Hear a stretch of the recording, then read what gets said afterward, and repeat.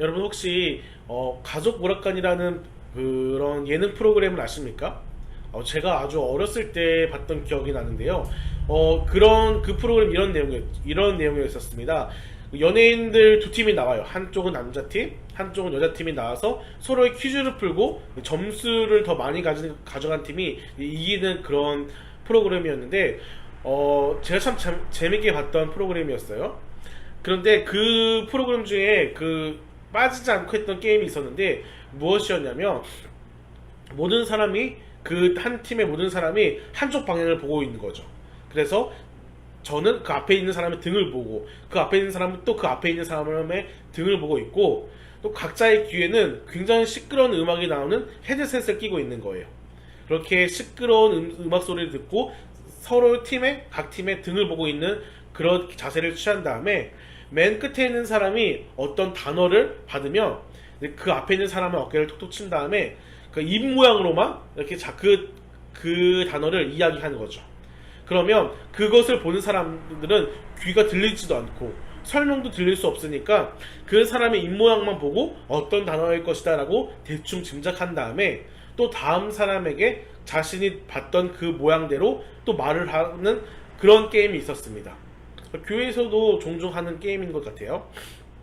근데 이게 또 시끄러운 소리로 듣다 보니까, 그리고 또 많은 사람들이 거치다 보니까 중간에서 꼭 단어가 왜곡돼서 전달되는 경우가 종종 있습니다. 처음부터 왜곡돼서 가다가 어떨 때는 가끔씩 맨 마지막에 있는 사람이 전혀 생뚱맞은 소리를 들었지만 처음에 받았던 그 단어와 똑같은 대답을 할 때가 종종 있었어요. 전 그 모습을 보면서 참 신기하다라는 생각을 하게 되면서 또 그렇게 생각을 했죠. 전달하는 사람도 참 중요하지만 말을 제대로 알아듣는 것도 참 중요하겠구나라는 생각을 했습니다. 제가 아무리 나쁜 말을 하더라도 이 나쁜 말을 오히려 좋게 듣는 사람이 있을 수도 있어요. 반대로 제가 아무리 좋은 의도로 말을 하더라도 이 좋은 의도를 무시하고 나쁜 의도로 그 말을 받아들이는 경우도 있습니다. 이런 관계 속에서 사람들은 오해가 생기고 갈등이 생기죠. 그래서 무엇이든 말을 하는 사람도 중요하지만 말을 잘 알아듣는 사람도 중요한 것 같습니다. 오늘은 다윗이 각 성전에 사용될 그런 용기들의 그릇들의 크기와 그다음에 무게를 잘 설명하고 있어요. 누구에게 설명하고 있냐면 자신의 아들이자 다음의 왕이 될 솔로몬에게 설명하고 있죠. 저는 이 내용을 묵상하면서 갑자기 불현듯 그런 생각이 들더라고요. 다윗이 자기 때에는 하나님의 성전을 건축하지 못해서 아들 때에 그 성전이 건축될 수 있도록 참 많은 준비를 해서 대단하지만 다윗만큼이나 솔로몬이 참 대단하다라는 생각을 했습니다.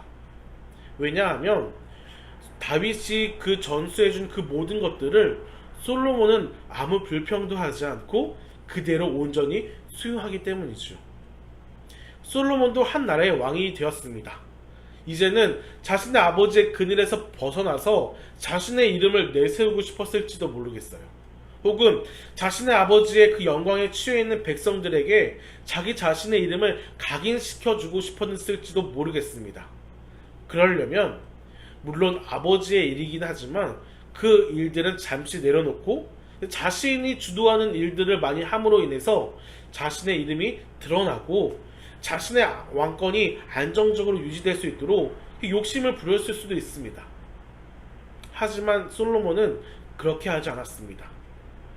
아버지께서 전해주신 그 모든 것들을 온전히 받아들여서 또 아버지 말씀에 온전히 순종하여서 그것을 그대로 실천하였죠.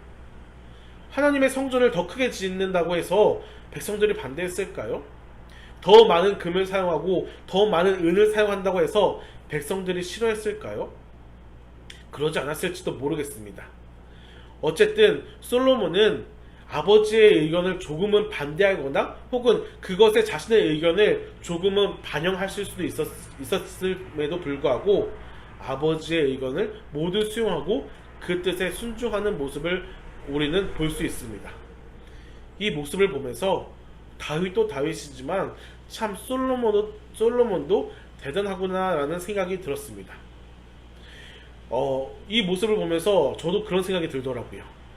과연 우리가 다음 세대에 전해줄 수 있는 좋은 믿음의 유산은 무엇일까?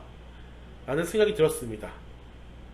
사실 우리도 우리의 믿음의 선조들에게 좋은 믿음의 유산들을 많이 받았지요. 마치 다윗이 솔로몬에게 남겨준 이 성전의 규격과 이 모든 설명서들을 남겨준 것처럼요. 지금 드리고 있는 새벽 예배, 우리 믿음의 선조들이 드렸던 정말 좋은 믿음의 유산입니다. 금식 기도 혹은 작정 기도, 이런 신앙의 유산들이 참 많이 있어요. 그런데 현대에 이르러서는 기복신앙과 혹은 한국식의 샤머니즘과 접속되어서 복만 추구하는 그런 도구적인 것들로 인해서 많이 변질이 되었습니다. 앞선 선조들에게 받았던 좋은 유산들이 현대 우리에게 있어서는 많이 그 의미가 변질된 것처럼 많이 느껴지기도 해요. 좋은 것들을 말했는데 우리가 그 좋은 것들을 다르게 왜곡해서 받아들인 것 같습니다. 그렇다고 한다면 우리는 다음 세대들에게 이런 실수를 똑같이 범해서는 안 될 것입니다. 다음 세대들이 오해할 만한 것들을 제외하고 좋은 믿음의 유산들을 잘 남겨줘야 될 것이 바로 우리의 책임일 수 있겠습니다. 그렇다면 우리는 무엇을 남겨줄 수 있을까요? 다윗은 솔로몬에게 성전 건축에 대해서 잘 믿음의 유산으로 남겨주었습니다. 하나님을 예배하고 하나님을 믿는 그 신앙의 공동체를 유지하기 위해서 구심점이 필요했고, 그 중심에 하나님께 예배드리는 성전을 세웠던 거죠. 이처럼 우리 또한 믿음의 중심, 신앙의 구심점을 믿음의 후배들에게 남겨주어야 할 것인데, 우선 우리가 믿음의 가정으로서 그 믿음의 유산을 잘 남겨주었으면 좋겠습니다. 요즘 제 아들은 조금씩 사람의 말을 알아듣기 시작했어요. 그래서 하지 마라는 것들은 하지 않고, 그건 해도 괜찮아 라고 말을 하면 그것을 계속하기도 합니다. 이런 아들에게 저와 제 아내가 늘 고민하는 게, 과연 어떤 신앙의 유산을 남겨줄 수 있을까? 어떤 믿음의 그런 본보기를 남겨줄 수 있을까 고민하다가, 이제 식사 시간 때마다 기도하는 것들을 이제 같이 기도하기로 했어요. 그래서 하율에게 자, 기도는 이렇게 하는 거야, 눈을 감고 하는 거야 하면서 짧지만 하율에게 기도를 하죠. 그래서 제 아들에게 밥 먹기 전에는 자, 기도손 하면 그 2살도 안 된 애가 손을 모으고 저를 빤히 쳐다봐요. 또 어떨 때에는 밥 먹으려고 하면 자기가 먼저 손을 모으죠. 이 모습을 보면서 이것이 참 중요하구나 라는 생각이 들었는데, 우리의 보여줄 믿음의 본보기 참 중요합니다. 예배를 보여주는 모습, 기도를 보여주는 모습이 중요한데, 그것만큼 중요한 것은 우리 다음 세대에게 믿음의 훈련을 시키는 것이 참 중요해요. 한 인격이기 때문에 그의 의견과 그의 생각을 존중해 주는 것도 참 좋지만, 때로는 강권하여서, 때로는 좀 강하게 말을 하더라도 다음 세대들에게 믿음의 그런 교훈들을 가르치는 것 또는 훈련하는 것 참 중요합니다. 이 사회가 점점 발전되어지고 점점 더 인격이 중요해지면서 다음 세대들에게 이런 믿음의 훈련과 이런 교육이 조금씩은 자율적으로 변해가고 있는 것 같습니다. 나쁘지 않죠. 하나님이 주신 귀한 자녀들의 그 인격을 존중해주고 그의 생각을 들어주는 것은 참으로 귀한 일입니다. 하지만 여러분, 그것보다 더 중요한 것은 때로는 힘들더라도, 때로는 그들이 어려움을 당하더라도 믿음의 교육을 가르치는 것, 훈계하는 것, 그것이 정말 중요합니다. 우리 다음 세대들에게, 믿음의 자녀들에게 하나님의 말씀을 읽게 하고 기도를 하게 하고 하나님 앞에서 무릎을 꿇게 하는 것, 훈계하고 가르치는 것, 우리가 남겨주어야 될 믿음의 유산인 것을 깨달으시기 바랍니다. 그래서 우리 다음 세대들에게 좋은 믿음의 유산을 남겨주는 저와 여러분 되기를 간절히 소망합니다.